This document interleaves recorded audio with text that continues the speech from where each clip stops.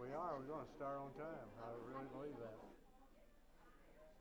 My mantras.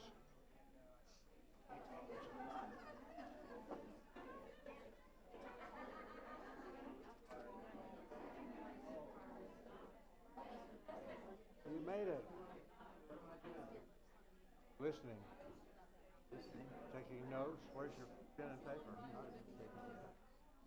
So what do I do? How do I sit? Have a seat. And take your choice. Anywhere you want to sit. Next thing is sparklers. Sparklers. 2 o'clock. Yeah, sparklers have buddies in the health center and the memory care center that take them out to lunch or one-on-one sort of thing. You look at it.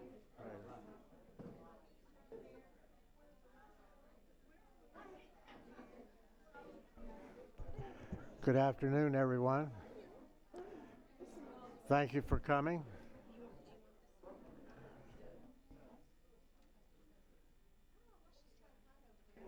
If everybody please take a seat, we'll get started.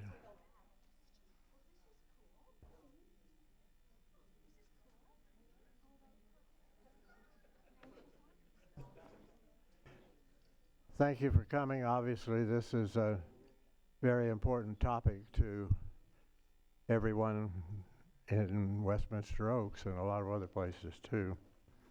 Dakota, if you go to the next slide. In 2014, 3 guys got together, and one of them has Alzheimer's. One lost his wife to Lewy body, and the other one lost his wife to frontotemporal lobal Alzheimer's. And somehow we got together and said, nobody's talking about this subject. Maybe we ought to do something about it. And of course, that was hard to believe. It was almost 9 years ago. But we've accomplished a few things. And everybody asks, what do you do? And we look at each other and say, well, we don't do anything, but we're really good at getting somebody else to do it. And so one thing led to another with the Department of Elder Affairs. And one of the things they came up with was the Dementia Care and Cure Initiative. And this is part of it. And I wanted to make you aware of what's going on. And we're happy to have Amber Ladd. She is the state coordinator from the Department of Elder Affairs. One more slide. One more. There she is. And she's going to update us briefly on the status of it today.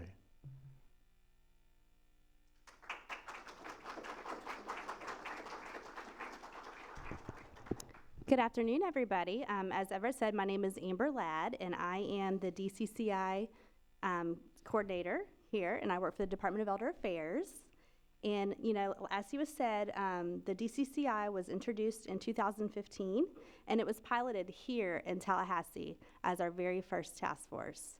And to date, we are up to 16 total task forces throughout Florida, so we're very excited about that. And then I would also like to mention that, you know, Everett and Pat, they were one of the very first task force members that ever were piloted, so we're very happy to have them and their knowledge and their understanding and everything that, you know, makes them who they are and everything that they've experienced. Now, as Everett said, DCCI, it holds the vision of creating safe and nourishing communities for people of all ages with special focuses on the needs of those living with affected by Alzheimer's disease and related dementias and their caregivers.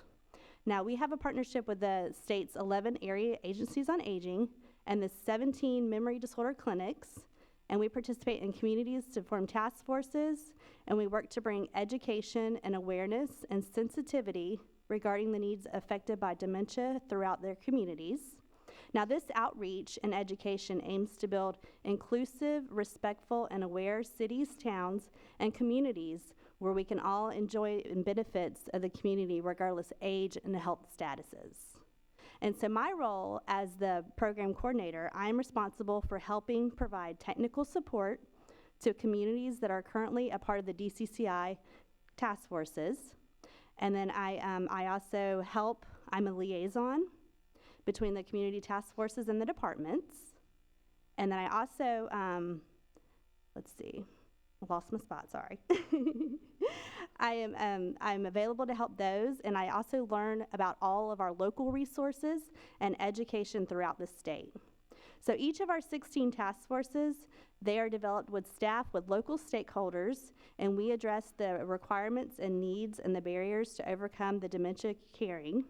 And each task force meets on a regular basis and engages in awareness and educational events outside, and the meetings promote compassionate and inclusion and knowledge for dementia and community resources. So we really want to reach out to those in the community, like our first responders, all of our businesses, our civic organizations, just to make everybody more dementia friendly. And so that's a little bit about DCCI. We've been getting out in our local restaurants, which is very exciting.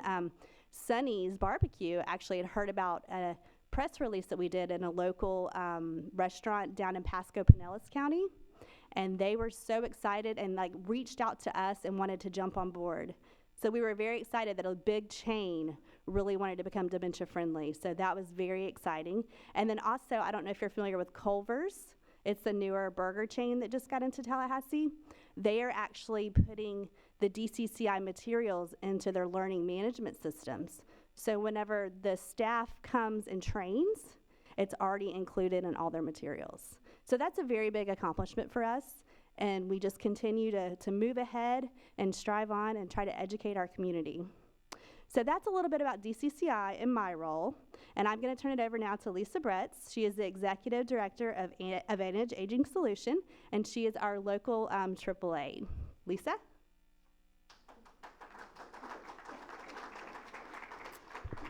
Oh, wow. Didn't see how big of a crowd. You don't mess around, do you, Everett?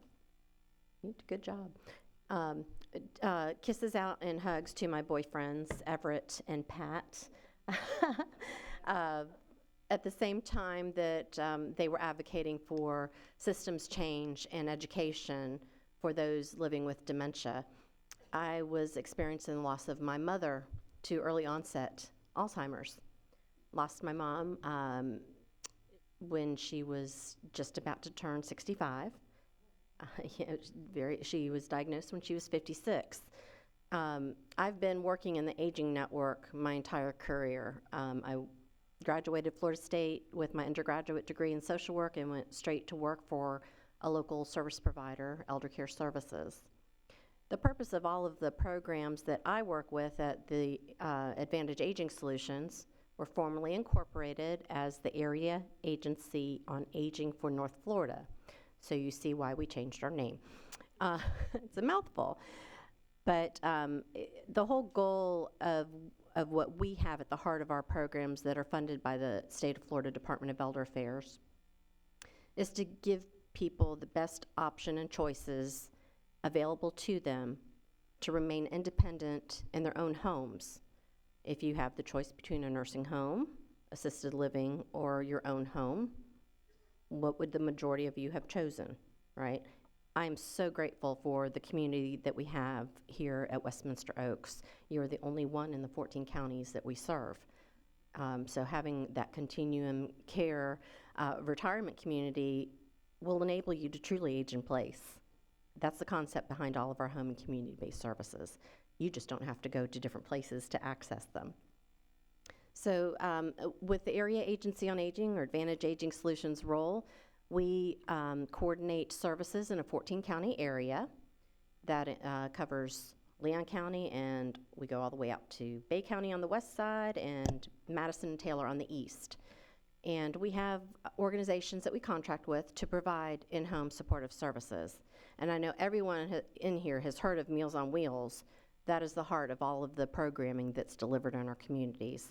That's generally an entry point into how people learn about the services that are available to their home or in their home. Homemaking assistance, personal care assistance, respite care, companionship, whole slew of services to enable people to live in a safe environment to continue to enhance their quality of life. So in 2016, we had the formal launch of our Dementia Care and Cure initiative. Thank you to the hard work of Everett and Pat. We were the first organization in the state to be designated as a Dementia Care and Cure Initiative task force. We had a lot of formalities in the beginning. What has really been beneficial to the other 15 is that we learned a lot in that initial phase, and we learned that to really be inclusive of the communities that we serve and the citizens that we serve, that we needed to kind of step away a little bit from the formalities and let our community leaders, our stakeholders, who includes our constituency, tell us, what do you need? What's important to you? Overwhelming, the response was education. There are so many different forms of dementia, and they're not all terminal.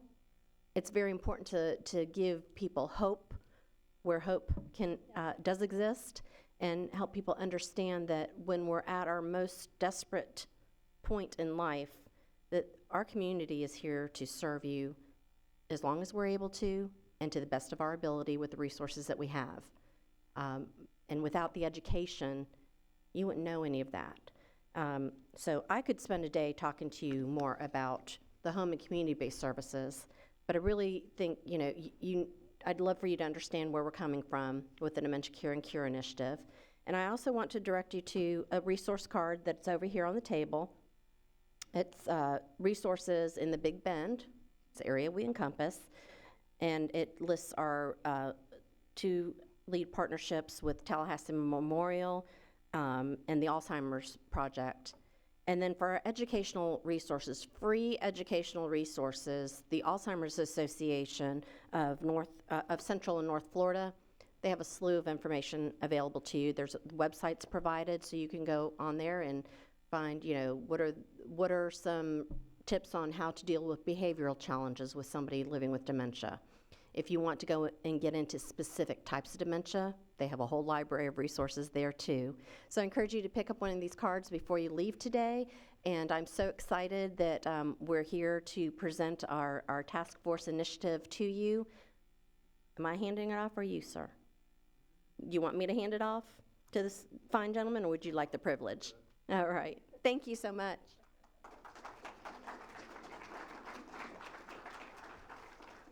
So as you can see, there are lots of resources that you have. And the reason we're here today is to do some what we call sensitivity training. And as you heard Amber say, they're training people in Sunnies and Publix and wherever. And the object is to train literally every person in Florida. In Great Britain, they've been doing this for years. And if you are a cab driver, a guide, or a bartender, or whatever, in England, to get a license, you have to go through this training. And so we hope everybody will do it. I hope, I don't see many staff here, but I'm hopeful the staff will see the importance of this, because, I see Carolyn back there. And we'd love to be able to train all the servers in the dining room. But anyway, while we're here, we're lucky to have Gino Santapadre. He's up there. Isn't that a handsome picture? He's a native of New Orleans, and he's lived in Tallahassee for about 15 years. He has a BA in psychology from the University of West Florida. He's a state certified trainer for Alzheimer's and dementia. He is part of the original DCCI Brain Trust and statewide task force. As mentioned, Pat and I were there too. And his current position is a good one. He's Director of Strategic Communications for Home Instead. And I think lots of you have had experience with Home Instead. They took care of my wife, and I was very pleased with it. So, Gino, it's all yours.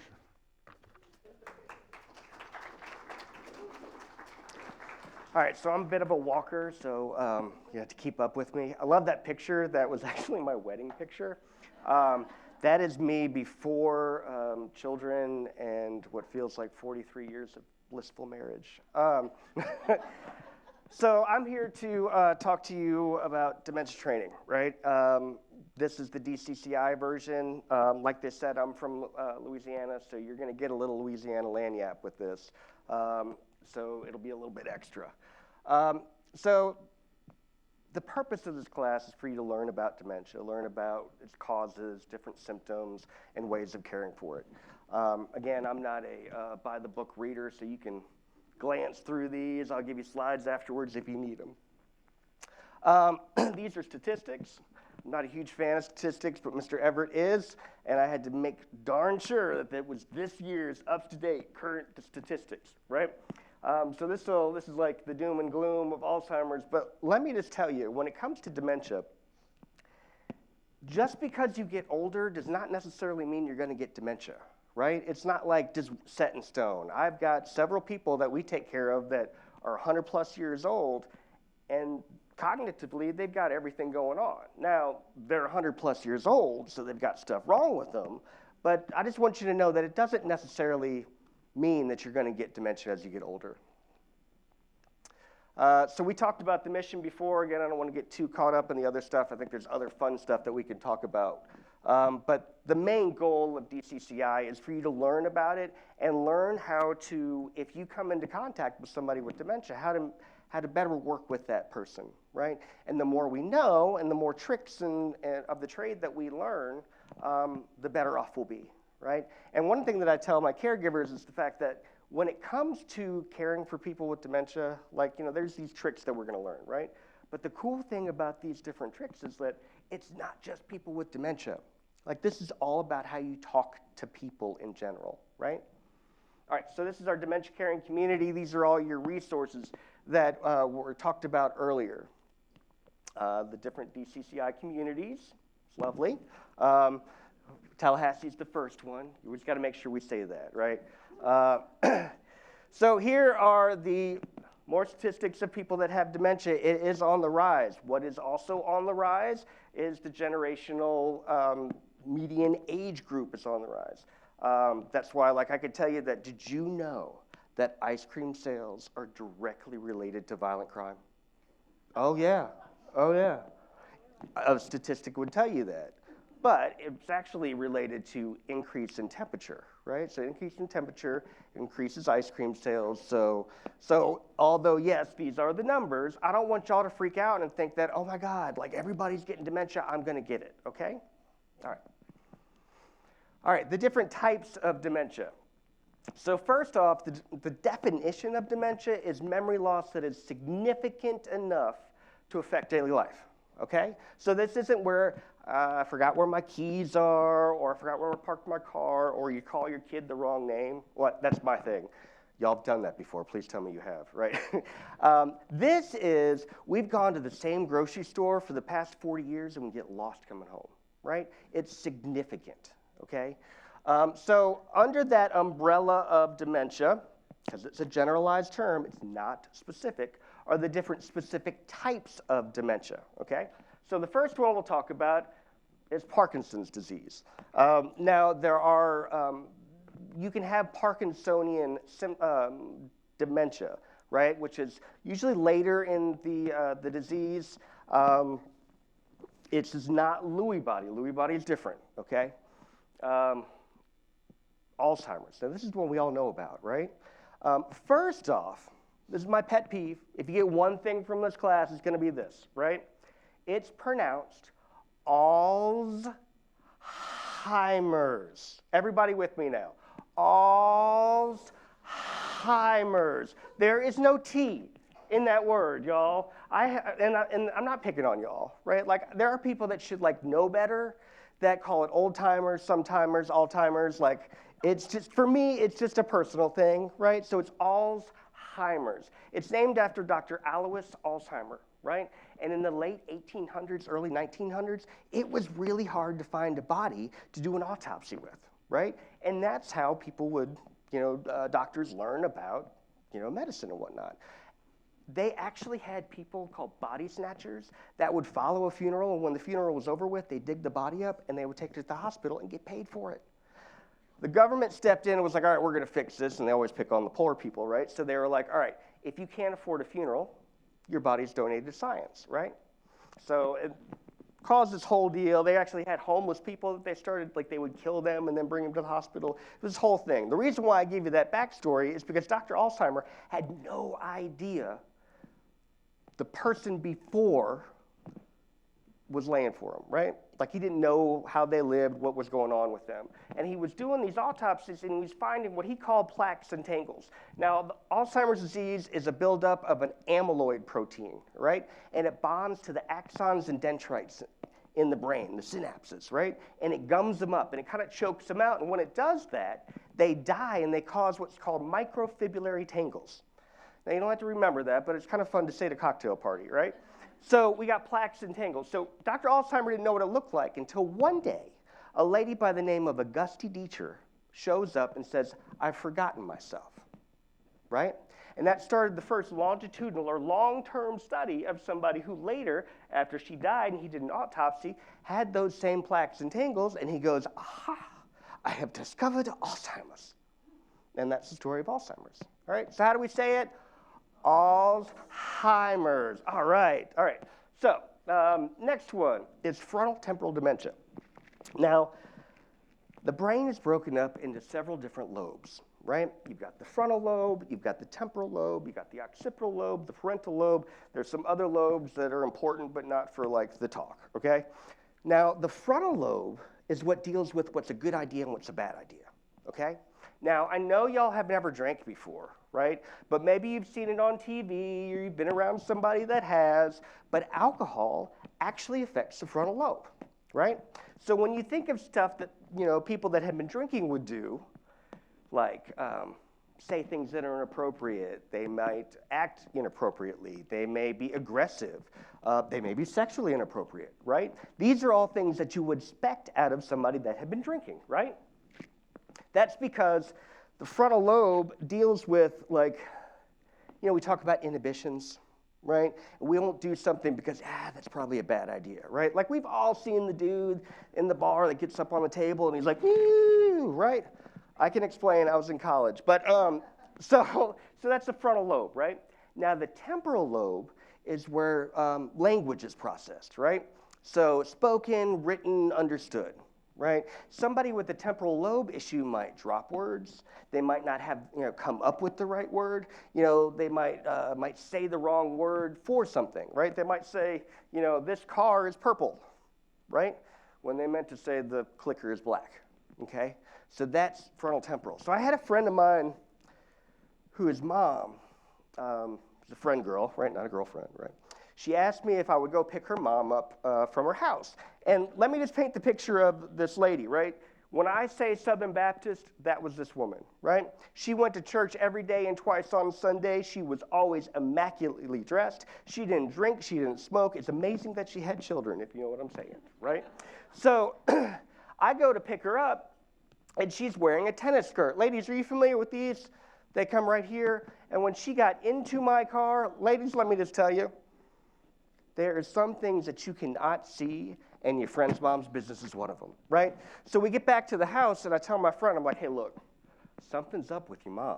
And she's like, what do you mean? And I was like, she and I are at a whole nother level right now. And they ended up, getting her tested. She had what's called early onset dementia. It was later, what they call it, frontal temporal semantic aphasia is what they called it, right? So the early onset part is important, because regular onset, if you will, is 65 and older, right? Regular onset, you can live 15 to 20 years with the disease. Oftentimes, it's not the disease that kills you, right? Early onset is different. Early onset is very aggressive, right? Early onset, the average life expectancy after diagnosis is about 5 years. It's also the only type of dementia that is directly genetically inherited, right? So I really struggled with my friend telling her about, she knows what I did. I had like that inner turmoil, and she ended up getting a genetic test, and she does not have the marker. So I was very thankful for that. All right, next one, vascular dementia. Now, when I went to school, and you're like, oh, that must have been like last year. It was a little bit ago, y'all. They said that if you ate right and you exercised, that you wouldn't get dementia, right? Well, we learned that's baloney, right? Because, we see athletes, we see doctors, we see lawyers, we see teachers. All these people get dementia, right? But what we did figure out is that if you eat right and you exercise, your chances of cardiovascular disease are lower, right? And vascular dementia is directly related to the vasculature in the brain, right? And typically, it's not a full-on stroke, right? Typically, it's what they call a TIA. I forget, it's like tertiary and da-da-da-da-da, right? There she goes. She said it. She's going to add the microfibrillary to her repertoire next, right? So the TIAs are basically mini strokes, right? And a lot of times, you could have one and really wouldn't notice, but it's progressive. So you have another one, and then you have another one, and then another one, and eventually, you start to really notice something. That's the deal with dementia. As far as, that's progressive. So each time there's cell death, they have to find another route. I usually tell people, is there a picture of the synapses and everything? Okay, I get jumped ahead of myself, and I apologize. All right, Lewy body. All right, so I'm going to be a little bit of a dork on this one because I think this one's pretty fascinating, right? So Lewy bodies are actually found in Parkinson's. Right? And when you think of Parkinson's, you think of, you've got tremor, you've got spasticity, those kind of things, balance issues and all that. And with Lewy body, you have some of that, but the big thing with Lewy body is that you have these vivid hallucinations or like waking dreams, right? And I'm not talking like, you say a little something, like these are immersive. Right? I had one guy, he was a former FBI agent, who once tackled his wife in their living room because he thought that she was trying to assassinate a senator, right? Now, I know y'all are all thinking I felt that way about my spouse before, and it's a good cover story, but that same guy dove through a wall while he was walking down a hallway because he thought he was going for an out-of-bounds basketball. Now, the level of commitment that it takes to dive through a wall tells you that, he was there. Okay? And that's important to know. When you're working with people or just talking with somebody with dementia and they're having a hallucination, that is real to them. You're not going to talk them out of it, okay? And then the other dementias, there's a lot of layers like PICs and things like that, but we're not going to get bogged down in the minutia of that. Here's that, the brain, like we were talking about before, that frontal lobe, temporal lobe, occipital lobe, we'll come back to that, but I want y'all to remember that that's the part of your brain that translates what your eyes see, okay?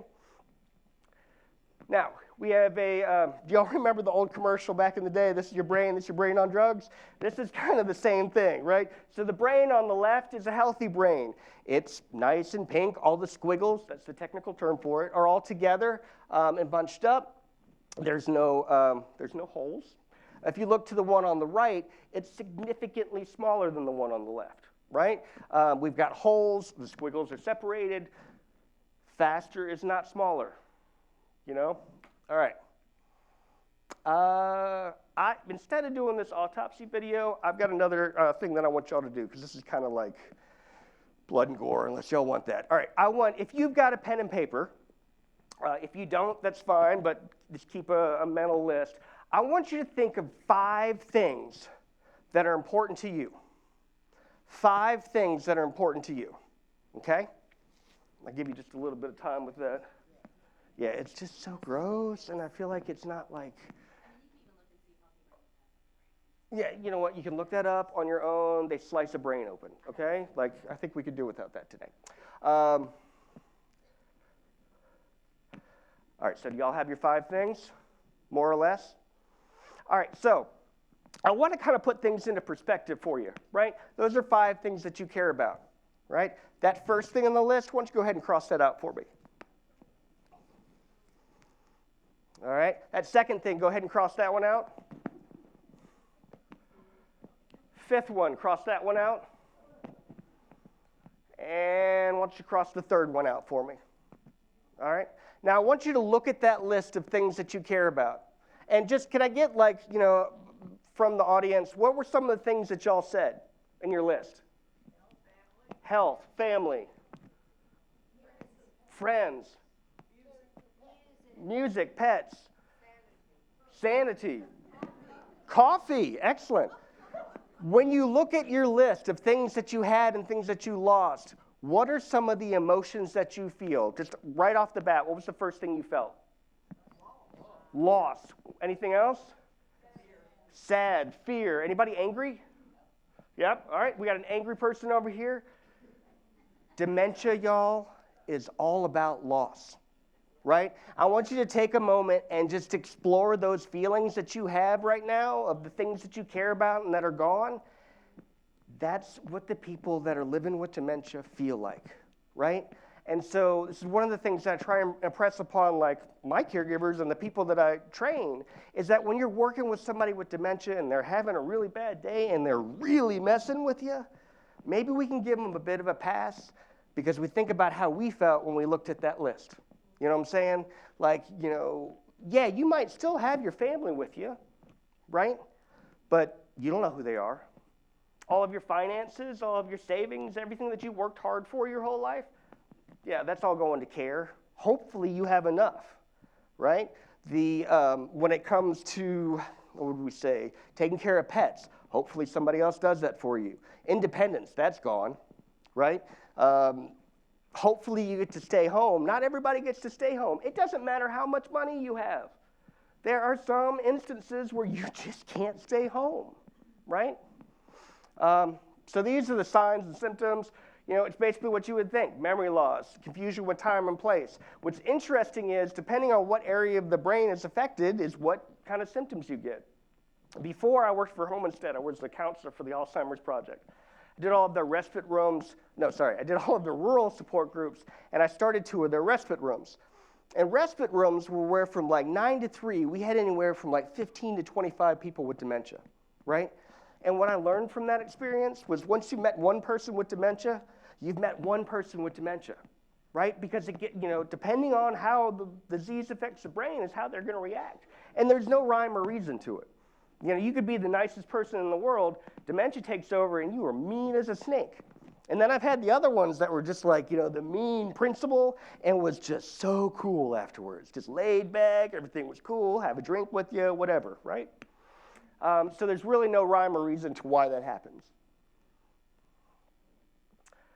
All right, changes in communication. So, obviously we talked about, difficulty finding right words with temporal lobe, familiar words, train of thought. This is basically me. So one thing I want to, here we go, responsive behavior. So this is good. So first thing we want to do, we want to keep in mind that, and this isn't part of the slide, this is something that it's a little lanyard for you. So, do you remember, I know y'all do you remember the time before cell phones? Seems like forever ago, right? All right. And then we had cell phones, and then all of a sudden, the kids got into texting. Do y'all remember that? Right? Texting first started. Well, I remember myself and several of my friends that got into all kinds of trouble with their significant others because you'd send a text and they'd be like, well, what do you mean by that? It's like, hey, do you want to go out tonight? Sure. Well, what does sure mean? You know what I'm saying? It's one of those things because there was no feeling to what we say, right? All the emotions after. It's like what my wife said. It's not what you said. It's how you said it, right? 7% of how we communicate is through words. 7%, y'all. 7%. What is it? 33%. I'm probably going to be so off on my numbers here, but around 33% of it is tone. Okay, that's volume, that's inflection, that's all of the oomph to what you have to say. 50 rest of it is body language, right? So when I used to go and do assessments with the Alzheimer's Project, we would go and talk to the family, and I would find that we would talk to the person living with dementia, and then we'd sit at the table, and the whole family would be sitting there, and we would be talking about that person, and they'd just be like, on a good day, they'd be falling asleep. On a bad day, they're, what are you doing here? Why are you here? What are you talking about? I don't want you in my house, right?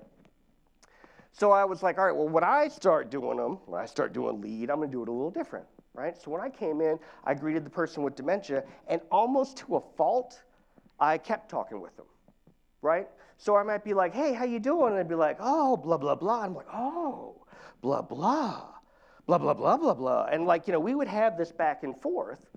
And it got to the point where the loved one was like, they have dementia, right? And I'm like, well, obviously, I'm in the wrong business if I'm not, right? But I found that once we got back to the table and we started talking about them, I could look over at them and be like, blah, blah. And they're like, oh, blah, blah. They were a part of the conversation, or they felt like they were, right? And so we have to keep in mind that we will have to communicate with some people differently than we're used to, right? How many of y'all have gone to an opera or seen it on TV, or you know what I'm talking about, right? When you went, did you speak French or Italian? No? But did you get an idea of what was going on? Yeah? It's because they were expressive. Their voices, what they said, they were passionate, right? That's what we got to do when we work with people with dementia, right? Keep in mind that it's what we say. It's our body language. It's how we're holding ourselves, right? I know, this is what I tell my caregivers. It's I know that you're going to be frustrated one day, right? I know that you're going to be at the end of your wits. Know that about yourself, right? Be like, you know what? I just need to take a 10-minute break. So you walk away, you go do something else, you get out of their bubble, right? And let them be, and then come back and be like, hey, how's everything going today, right? Because you're excited, they'll be excited, right? All right. Sorry. Ask simple questions. I mean, obviously, we're not going to ask him the square root of 25, right? Reality checks. So you don't want to, a better way of saying it is you don't want to argue with somebody, right? It was in the Bible. Socrates and Plato talked about it as well. But I'm going to quote Mark Twain because he's just so eloquent. He said, do not argue with a stupid man, for a passerby will not know the difference, right? Now, I'm not saying that somebody with dementia is stupid, not by any means. But much like my wife, they lack the ability to reason. And you're not going to win an argument with somebody that can't reason, right? So we look more for the aspect of, is this going to cause harm? And if it's not, you let it go, right? It's not a big deal. So here's another one. We call it meeting them on their journey, right? And say you are, walking along and you're in a memory care unit, so this isn't completely weird. Somebody comes up to you and says, I've got spiders crawling all over my body, right? Your first instinct is to be like, all right, back up. We need you to be deloused, right? But you see, they don't have spiders on them, right? So the rational side of you is like, sweetheart, you don't have spiders on you. But they're like, yes, I do, right? And it's almost scarier that you don't see them, right? Imagine how scary that would be, right? So it's way, as we say in New Orleans, more better to meet them on their journey and get rid of them. Be like, hey, let me get those for you. Let me get those for you, right? Letting them know that they're safe, reassuring them, letting them know that everything is okay. That's our job. I tell our caregivers, it's not your job to tell somebody something isn't happening. It's you make it okay that it is. Okay? All right. Keep eye contact. Y'all, I cannot express how important eye contact is. And I don't mean I love how y'all are all looking right at me. It's not freaking me out at all, right? But what I tell, my caregivers or caregivers in general is that I don't ever want to see you address somebody with dementia like this, right? This is what you call, I am in a authoritative position, and you are in a submissive position, right? This automatically puts you on guard, right? factor in the fact that you already don't see well, right? I had this little number dropped on me when I hit 40, right? All of a sudden I needed glasses, and now I'm doing this number, right? Well, people with dementia are older people, right? Those of you who wear glasses, I am so sorry, we're on this ride together, right? But you know, you already don't see well, right? You factor that in with the occipital lobe, right? Which translates what I see. Now, have you ever, all right, let me tell you this one. Did you know that you actually can't see color in your peripheral vision?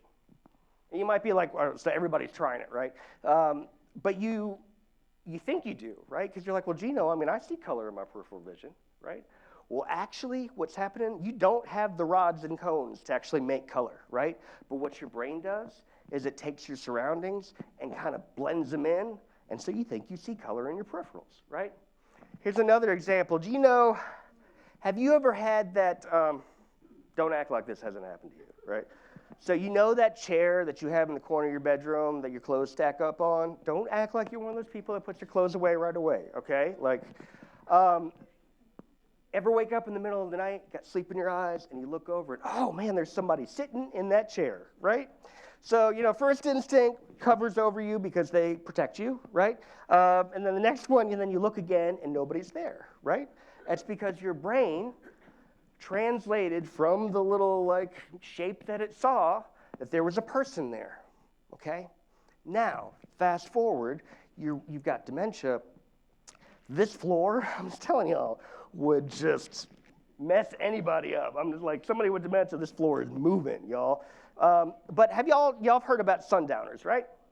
You know, as the sun goes down, people start to really like, you know, get crazy, right? Well, all the things that we've learned so far about sight and how the brain works, you take the light that comes in through the door or the window, and as the sun starts to move and it goes further down, shadows are cast differently, right?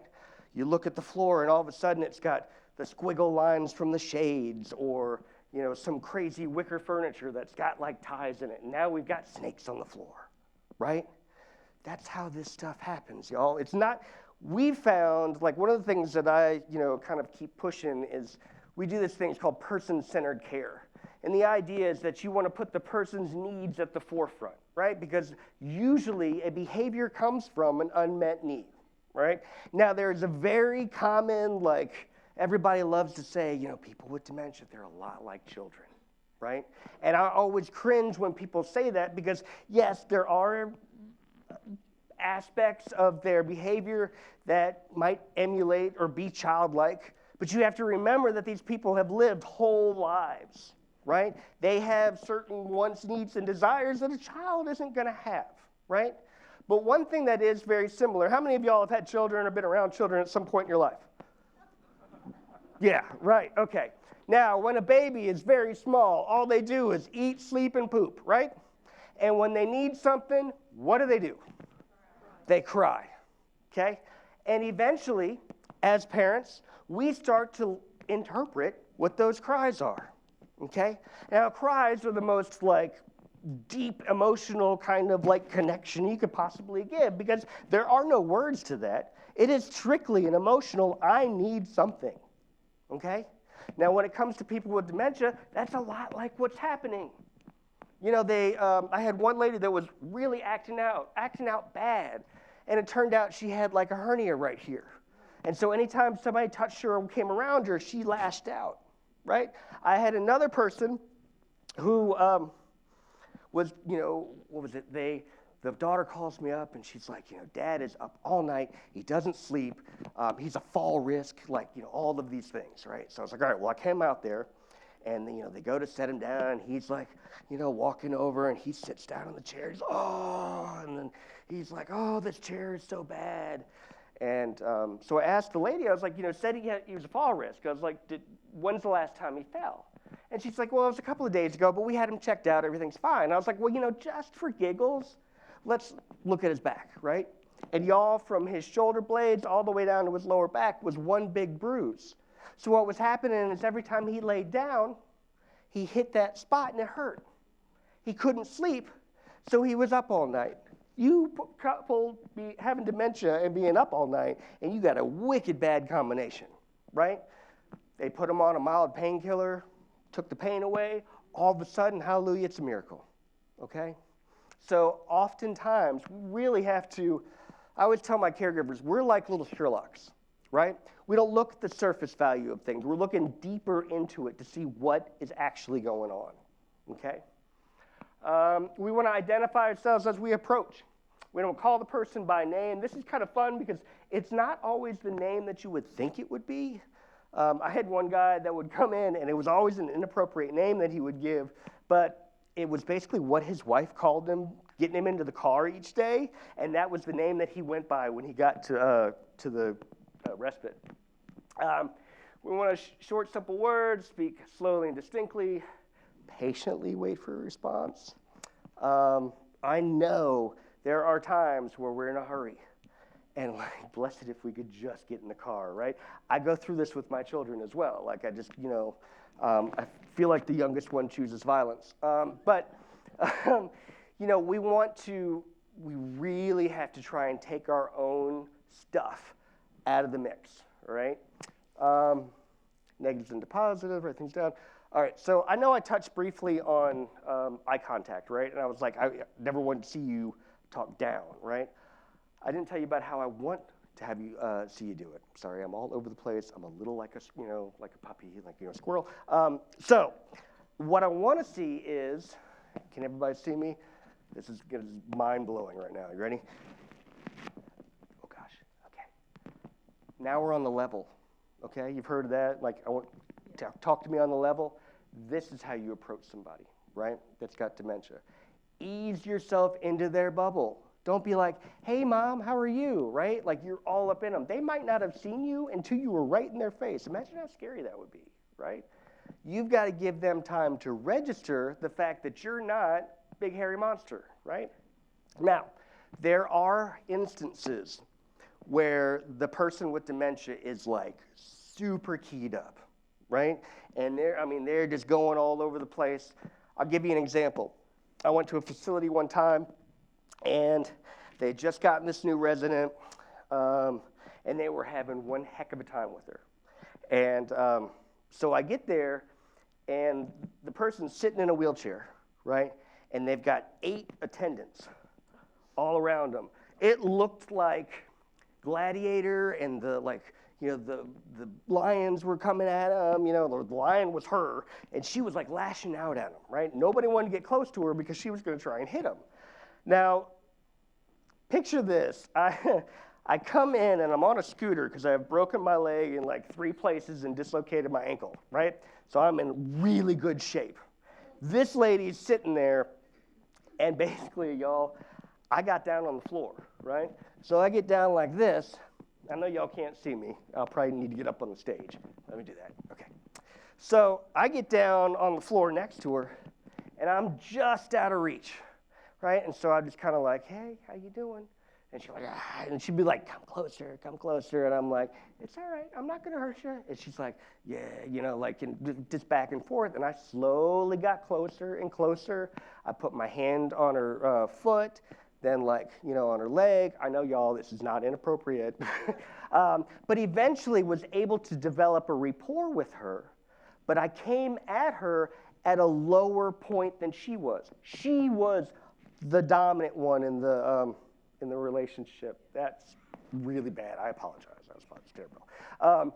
But so you want to be in a position where you are not threatening to them at all. So your tone of voice, I tell people you want to smile where your eyes smile, right? You don't want a creepy smile, like you want a genuine smile. Masks have really hurt the rapport with our dementia clients. I know it's a necessity and whatnot, but even myself, who I'm fairly good at reading people, it was really an adjustment when we had the masks. You had to change from the facial expressions here to our eyes.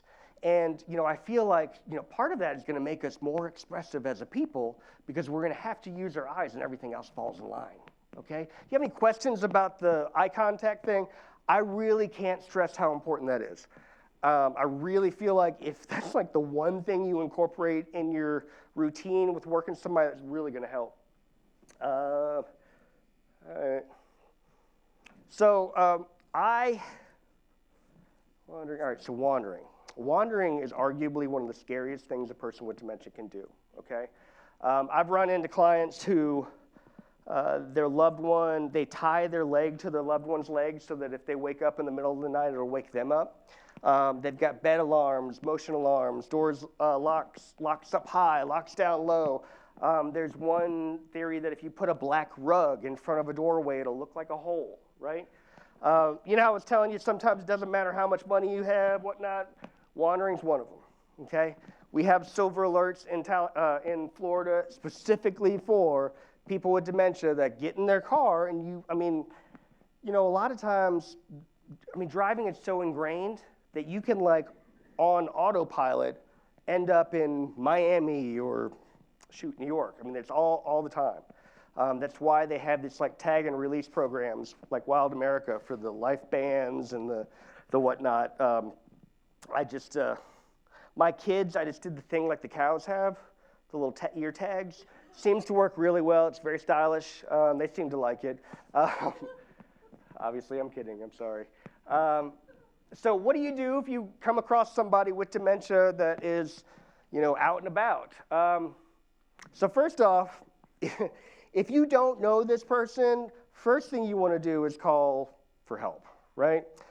Because I don't necessarily want y'all just running up to somebody and be like, hey, how you doing? Because, not everybody is upstanding as myself, right? But when you do, personally identify yourself, stay calm, talk slowly, don't get in their bubble, right? I always make it a point to, like, kind of have an exit plan. You know what I'm saying? I'm always just far enough away to where somebody's not going to be able to get to me, right? And then try and get any kind of identifying information from them or whatnot. So these are some of the tag and release things. You've got bands, you've got Project Lifesaver is really neat here in town. The Pilot Club has really helped the Alzheimer's Project out with that. Silver Alert, Canine Scent Evidence. This guy is so cool. What is it, Paul Coley. And he's got this kit that you basically, do the areas and you put it in this box, and if your person never disappears, you can use this thing, and they're able to track them like in cars. It's unreal. All right, so go through all the resources and whatnot. I really want to open this up. I know we have these scenarios and whatnot that we can do. Keep it on that one. Okay. So I want to open it up for. So this section is supposed to be for, like, scenarios, right? And that's where I'm supposed to come up and be like, so say you had this thing happen, what do you think you should do?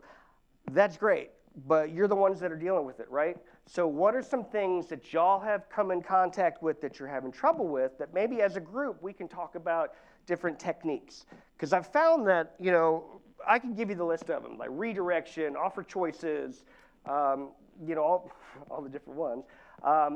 Therapeutic fibbing is probably my favorite. I'm a terrible liar. I'm a great therapeutic fibber, right?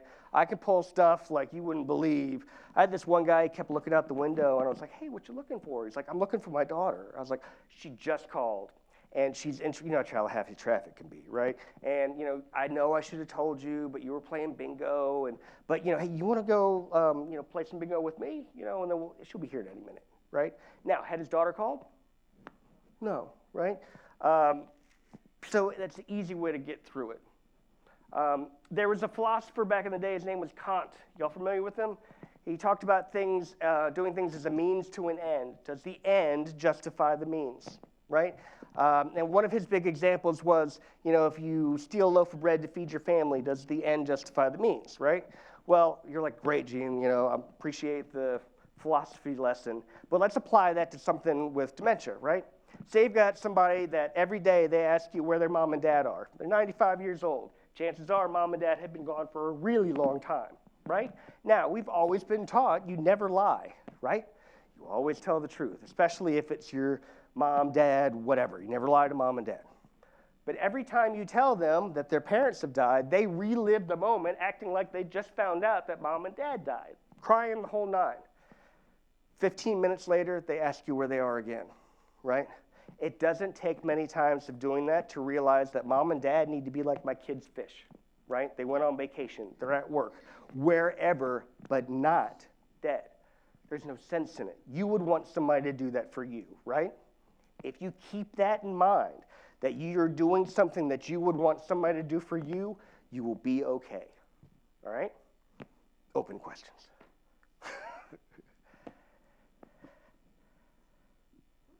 Yes, ma'am. Thank y'all for asking a question. That would have been really awkward. We know that sugar and fats and, a litany of items are not good for us, right? Mm-hmm. Sugar is supposed to be one of the worst. What do we do when someone wants those things? They don't eat too many of them, but are we supposed to just let them have them?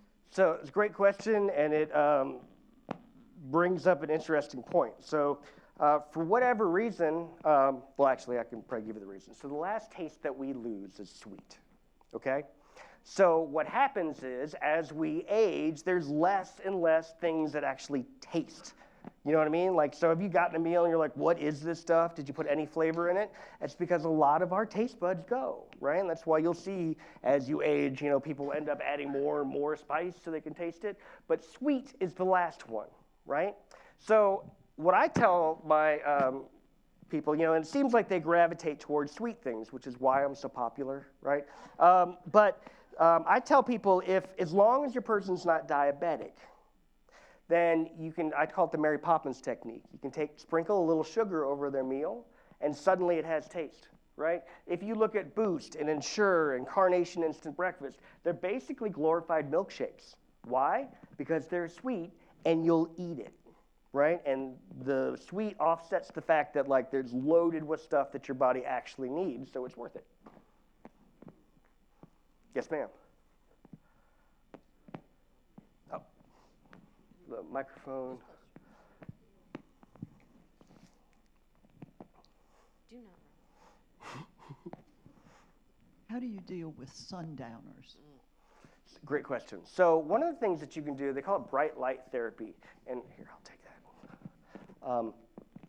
So one of the things that they do, it's called bright light therapy. And one of the things, basically what you can do is you bring the lights up in the house to reduce the effect that light has, you know, that dark has, close the blinds, that kind of thing.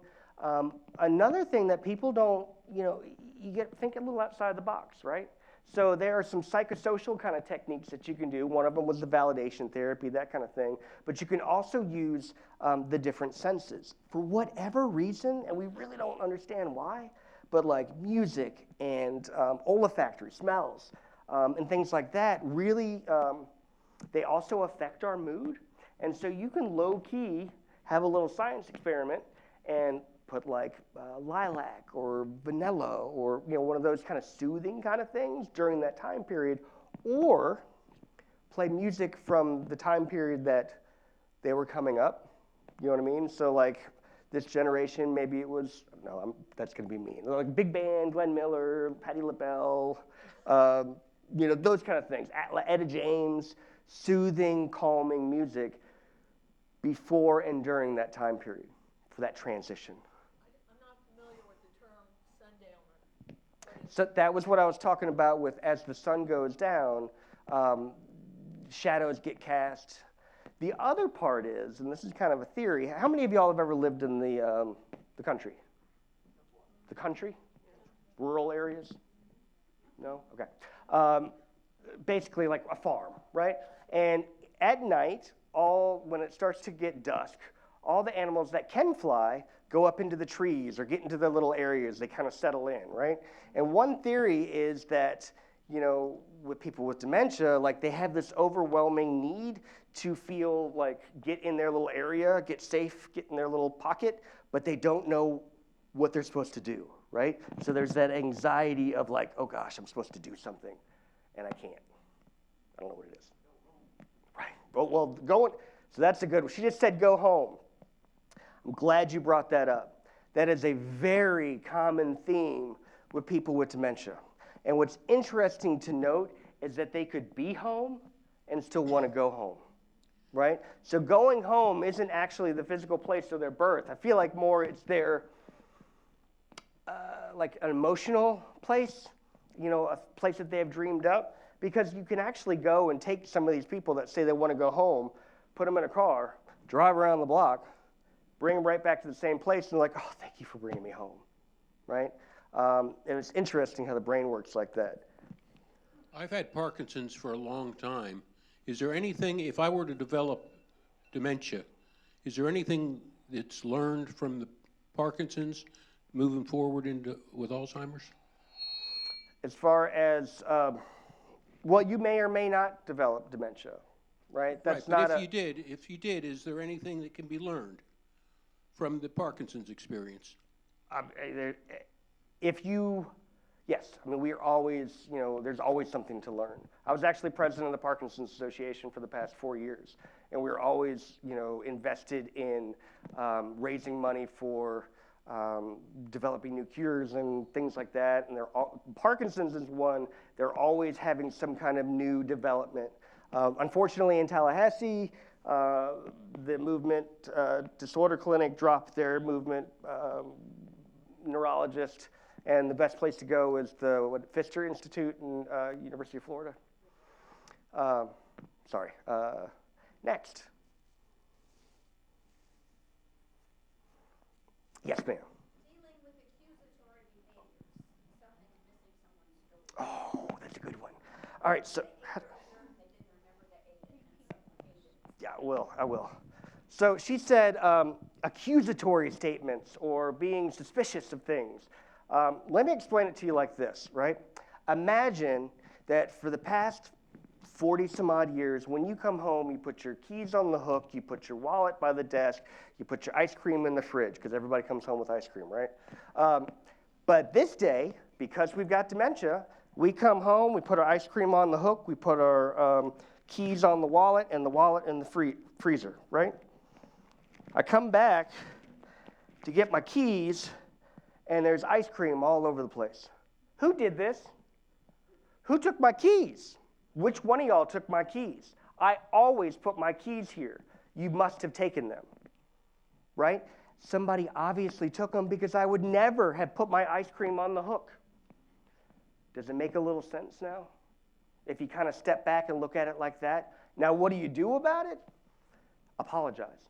That's one of the things that a lot of my, of course, now I'm going to be, generationally, I don't know the proper terms, but I tell all the younger kids, I don't know if they got beat enough as children, but I apologize for things that I don't even know why I'm sorry, right? I think that's part of how you stay married, right? And it's till they ask you why you're sorry that you get in trouble, right? But, like you were saying, you gave him a piece of pie, but he's like, you never gave me my pie, right?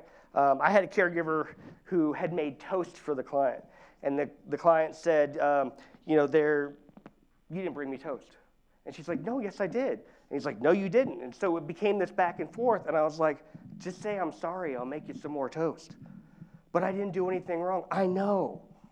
Just say you're sorry. But I didn't do anything wrong. I was like, welcome to my world. You know what I mean? So anyway, I think the best thing that you can do sometimes is just apologize, right? We good? What else we got? Can you speak a little bit to if somebody has a very early diagnosis, of dementia and still wants to drive and still feels quite capable of driving, is there any kind of system in this city that can test their whether they have the ability to drive? Yes, so that is a great question because as you would imagine, our lives begin, end, and revolve around our car, right? That is our independence. And unfortunately, we don't have a great mass transit system here in Tallahassee, right? It's non-existent. So if you don't have a car, you are relying on somebody else. And if you're an independent person, that sucks, right? So the hardest thing to give up is your keys. And, there are people that are good about it and will be like, you know what, I'm not quite sure about myself behind the wheel. There's a class that you can take. Several of them, actually. I think the senior center might even offer one. I know that Ms. Lisa can probably direct you into another one. And at one point, they had one at what was Health South and is now Encompass, right? They had a whole program that would go through and check you out to make sure you were good.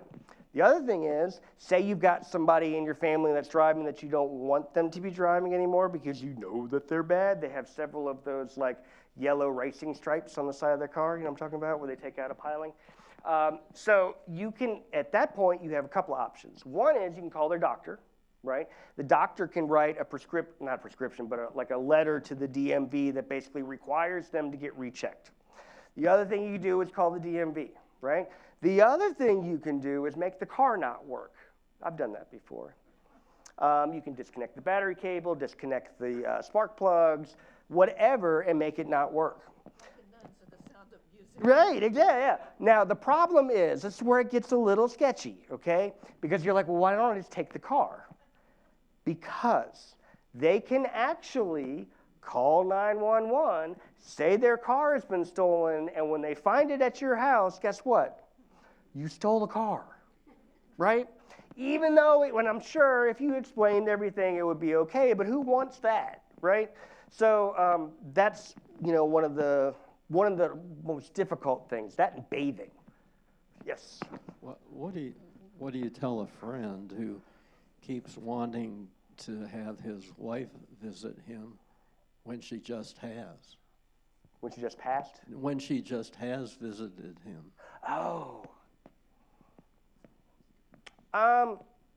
So you can try redirection, right? Which is where you change the subject, right? The other one, you can try and say she just has. You can also set up a little thing, maybe a memory jogger, if you will, that like maybe she flips a little thing that has a check mark on it that says that she's been there, and he can like, look up at the little thing and see the check mark and know that she's come. But as far as like, there's going to be no telling him that, you're not going to be able to let him know that without some kind of other thing, I think. Gino, two short driving stories. One, CNN about 8 years ago did a documentary on Sandy Halpern, who's living with Alzheimer's here for 12 or 13 years. I think I saw Mrs. Halpern here, possibly in the audience today. But he went to Jacksonville to be tested because he was concerned about his ability, and he wanted to be safe. So he took this extensive test in Jacksonville, which did and still does have a special training course about driving safety. And when he finished, the instructor, a female, said, "Dr. Halpern, you drive better than I do." So he continued to do that. And that's in his life story at CNN. You can still find it on CNN website. That's the Halpern story. And the other one was a long-term retired rector here, was influenced by his family, his wife, his children, his doctors to stop driving. And he wouldn't do it. He was kind of a hard-headed man of the faith and the cloth. And he finally, I saw him one day and I said, "Are you still driving?" He said, "No, I'm not." I said, "Well, I thought you were going to continue." He said, "Why did you stop?" And he said, "When I ran over the handicap parking sign, I decided to stop driving." Oh, my great-grandmother had dementia, and I remember she lived in Ohio. I know it's weird. I'm from New Orleans, and I have a great-grandmother from Ohio. But she had, you know how you always read about the car that sits in a driveway or in a garage, and it's only used to go to the grocery store, and it's like mint condition. It was like a 1945 Buick, all black, all original, and she just used it to go to the grocery store, right? It had like maybe 500 miles on it. Like, it was ridiculous, right? one day we were always trying to like, hey, Grandma, why don't you just, keep a car, right? One day we got a call from Grandma or from an attorney and said, do you still want the car? And we're like, oh, yeah.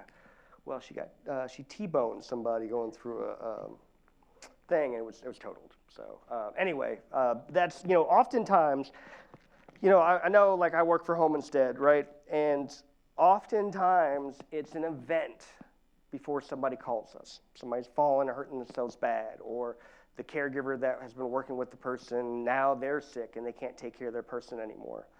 The only thing that I can tell you is start having the conversation about what you're going to do, what your wishes are, not just about death and dying, right? About your care, right? How you want to be cared for, right? Work through that process with your people. Let them know what you want. Because I can't tell you the amount of guilt that I have to help families through when they have to make decisions for their loved ones that they didn't talk about, right? And you know how I told you, everybody wants to stay home, right? Everybody wants to stay home. That's home. But it's not always possible, and it doesn't matter how much money you have. Because you could be like, I'm sitting on a nice nest egg. Whatever happens to me, I'm good. I've got insurance for whatever, right? But if you're aggressive, if you're a wanderer, right? Sometimes these are things you can't foresee. And you got to have your family, let them know, hey, it's okay. If these things happen to me and I need to go to a facility, I understand. This is the one I'd like to go to if I can, right? That way they can look back. You're doing them a favor. You're doing them a solid. You're being like, you know what, it's going to be okay. I'm okay with this. Because when it happens, the person with dementia is going to be really mad at them, right? And it's going to be really ugly. And they might not mean to be ugly, but that's what the family goes through. Anybody got more questions? Yes, sir.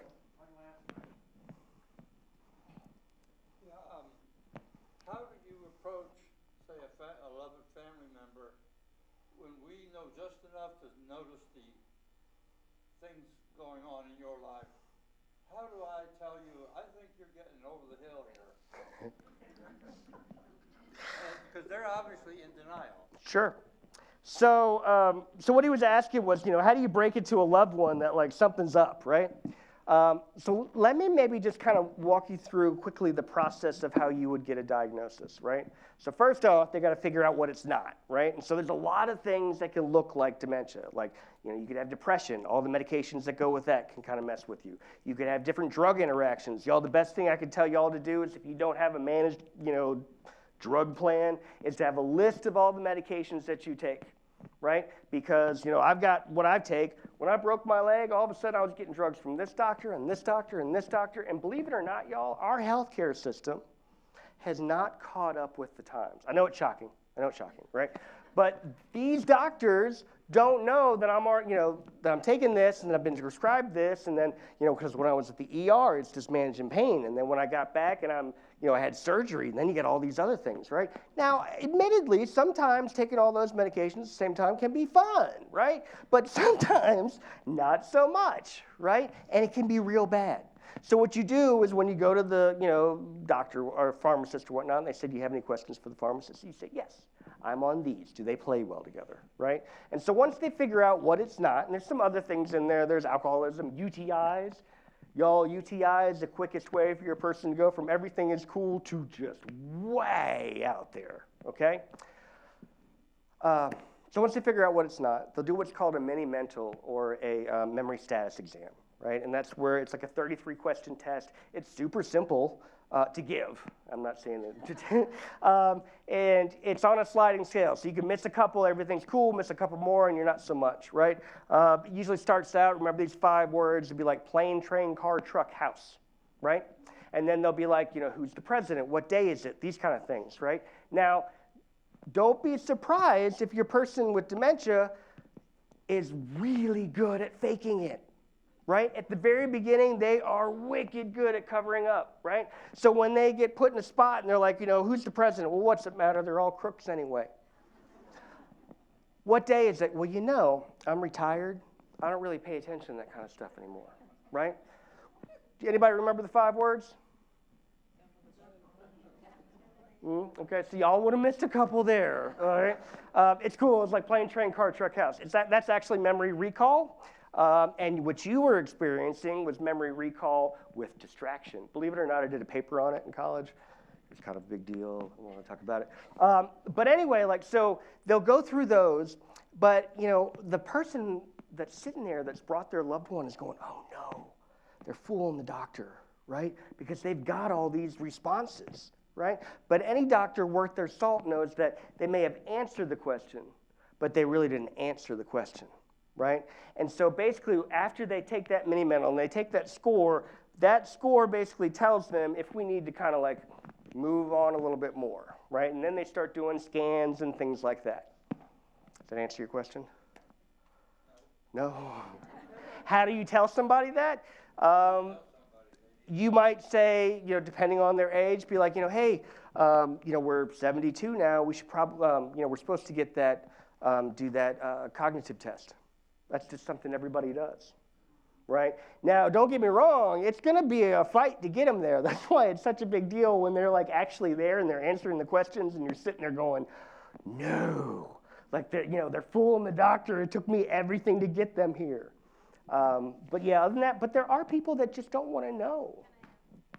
Please. Because we'd be remiss if we didn't suggest that the memory disorder clinics are great for that. They work.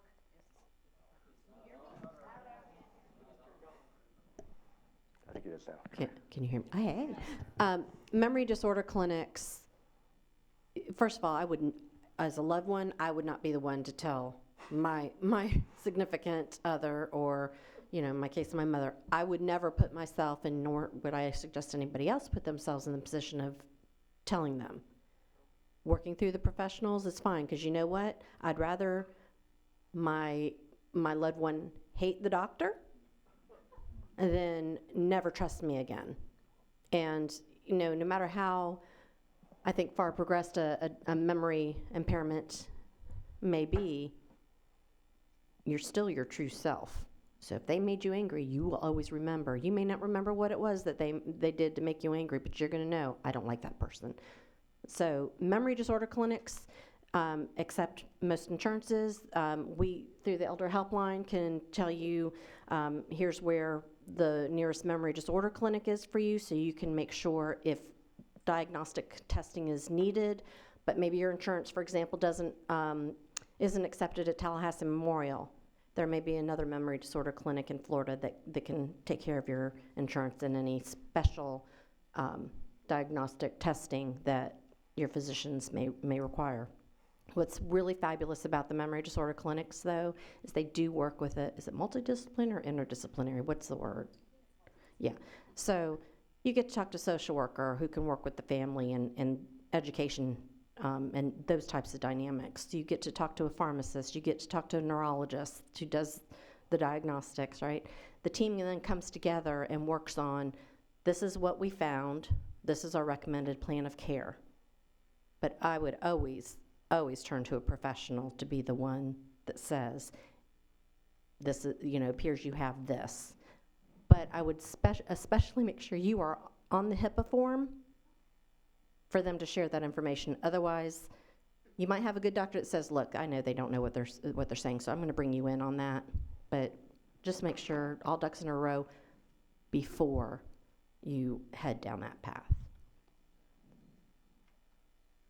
It's very simple here. If you see someone that you feel needs help, call Peggy. She's sitting right back there in the clinic, and she will take care of it. As you can see, this is a very important question and all for everybody here. And we'll ask Gino to stick around if some of you want to come up and ask him some questions. Lisa's here, and Amber's here, and even I might know the answer. So, yeah, Greta has a question. Yeah. Sparklers. Do we have a rep from Sparklers that can talk about your program? Greta can do it. Or Beth. While she's coming up, maybe you want to remind people that the Alzheimer's Project has an all-day seminar tomorrow kind of picks up where we're leaving off. Right, Is it really? tomorrow, the Alzheimer's Project has their education conference at the FSU School of Medicine. And it's really a good conference, and you learn a lot by going out there to that. If they're Be- interested, just go to Alzheimer's Project online. Yeah, look on Alzheimer's Project online, and it'll tell you where to go and how to get there. Beth? I'll make this real quick, but probably most of y'all know about the Sparklers program here, but there may be some new residents or some who have not gotten that word before. But we're all Westminster Oaks residents who volunteer. We go through a training on dementia. All the quite a bit of your talk today is included in our training. And after we go through the training, then we get a buddy at the memory care center, and we just visit with that person and just become a friend, and we visit on a regular basis. And so at least once a week, and quite often more than that. And now that the memory care center is incorporating the Montessori theme into the daily activities, we have some sparklers who actually work with groups of residents there, and not just a one-on-one. So if you go through the sparkler training, you can go either way, have an individual buddy or work with the groups. But it's a wonderful group. We've had great feedback from families. They love the fact that their loved one has just a friend. You know, you go over there, you meet with that person, and you meet with that person where he or she is. Like you talked about the therapeutic fibbing. Well, you know, I mean, if you just are with that person wherever he or she is in the process. But if you're interested in all, we have some boards up here with pictures from some of our different activities. And if you want more information about Sparklers, you can always email me or call me. Information is in the WOW. So we'd love to have more Sparklers because we don't have everybody covered. Our next training will probably be in the spring. Is that, no, in the fall. Yeah, probably like October.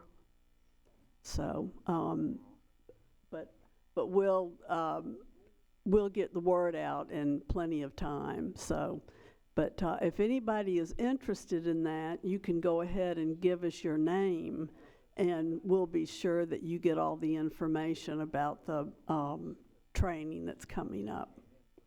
Okay. As I said when we started, I hope a lot of people will take this training. And I'll wait a minute until Joe gets through with his question.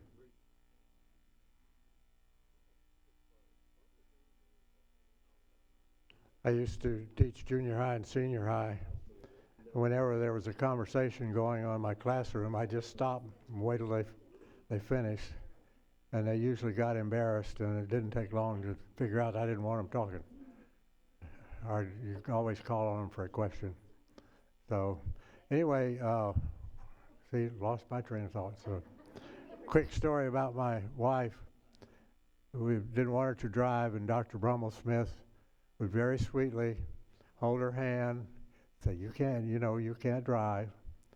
And he'd even write her a prescription that says, you can't drive. And of course I had the keys, so she never did drive after getting lost and gone for a while. So anyway, hopefully we recorded this. I don't know if we can get Gino bouncing around all over the place. So, but hopefully we can get it on My W Life or even on the WOW TV, but we'll see if we can do that. But hopefully we can hold these again. And I was happy to see that Vicki Brown was here, Carolyn Francis was here, Peggy's here, and hopefully we can get more staff to take this training. Especially I'd love to see the housekeepers, the dining room servers, maintenance staff, all have some of this training. They say they do train them, but anyway, they do train them, but sometimes you don't see it. Anyway, special thanks for Gino for. Thank you all so much. I appreciate it. Thank Here. you. It was an honor to Turn your mic on. Yeah, okay. It was an honor to speak to y'all. I just want to let y'all know that I do a training every Thursday at our office from about 8:30 to 1 o'clock. You're more than welcome to come in.